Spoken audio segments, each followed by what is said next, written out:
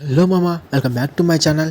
ఇంటి పొద్దు పొద్దున్న నరుగుతున్నారు అనుకుంటున్నారా? కాదు మామ, భోగే కదా, అందుకే కట్టెలు రెడీ చేస్తున్నాము. ఇంక అట్లా నరుగుతాం అయిపోయింది. ఇంటికి వెళ్ళి పడుకొని పొద్దున్నే 4 లేచి, ఇది కదా మాకు టాస్క్ అంటే అందరూ ముగ్గులు చూద్దానికి వచ్చాము. ఎవరెవరు ముగ్గులు ఎంత బాగా వేసారా అని. మామ, ముగ్గులు అంటే అమ్మాయిలు, అమ్మాయిలు అంటే ముగ్గులు మామ. ఇంకట్లా ముగ్గులు చూస్తానికి వచ్చాము. మధ్యలో ఎవరో కొండేశారు, కొండెత్తికెళ్ళిపోదాం చూసాము. దీన్ని మళ్ళీ కొడతారని చెప్పి ఎత్తికెళ్ళలేదు.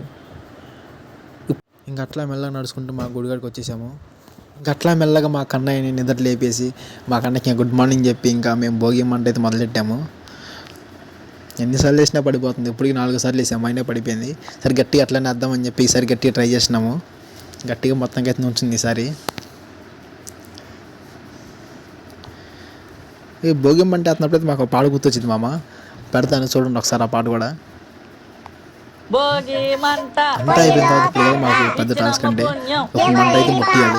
మొత్తంగా అయితే మంట ముట్టితానికి అయితే మా దగ్గర ఏమీ లేదు. ఎట్లా ముట్టాలో మాకు అర్థం కావట్లేదు. ఇంకట్లా కూడా మొత్తానికి అయితే మంట ముట్టిద్దామని చెప్పి ఇంకా రెడీ చేసినాము. ఇంకట్లా మొత్తంగా అయితే మెల్లగా ముట్టుకుంటుందాం. మా వాడు మధ్యలో వచ్చి మొత్తం అంతా ఆర్పేశాడు. ఇక మా వాడు అయితే పొద్దున్నే తాగుతాం మొదలెట్టేశాడు. ఇప్పుడు సోమ అయితే బాటిల్ లేపేశాడు.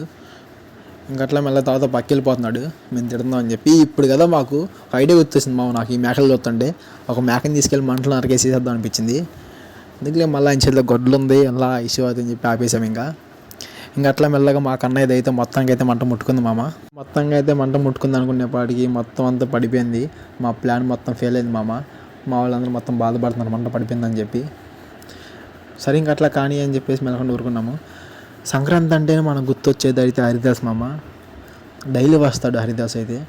ఇంకా భోగి అయితే ఇంకా స్పెషల్ అనమాట. వచ్చి ఇంకా అట్లా మంట చుట్టూ తిరుగుతూ ఉంటాడు. ఇంకా అట్లా చిరుతలు వాగిస్తా.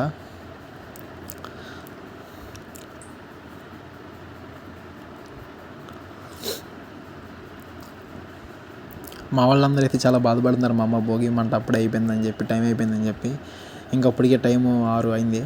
ఇంకా అయిపోతుందని చెప్పి ఇంకా ఆపేసినాము. మంట అయితే మొత్తం అంతా ఆరిపేసాము. మా వాళ్ళని చాలా బాధపడుతున్నారు మంట ఆరిపోయిందని చెప్పి, పండగ అయిపోయిందని చెప్పి. సంక్రాంతి వచ్చేసింది. తెలుగులో అతిపెద్ద పండుగ అంటే సంక్రాంతి. అందరికంటే ముందు ఆంధ్ర వాళ్ళకి టికెట్స్ దొరకకపోయినా సరే ఎలాగోలా కింద మీద పడి మనం మన ఊరికి వెళ్ళిపోతాం. ఎటు చూసినా సరే పువ్వులతో డెకరేట్ చేసిన ఇల్లు, ముగ్గులు, లంగా ఓణీలు, అమ్మాయిలు, హరిదాస్ పాడే పాటలు, కోడిపందాలు.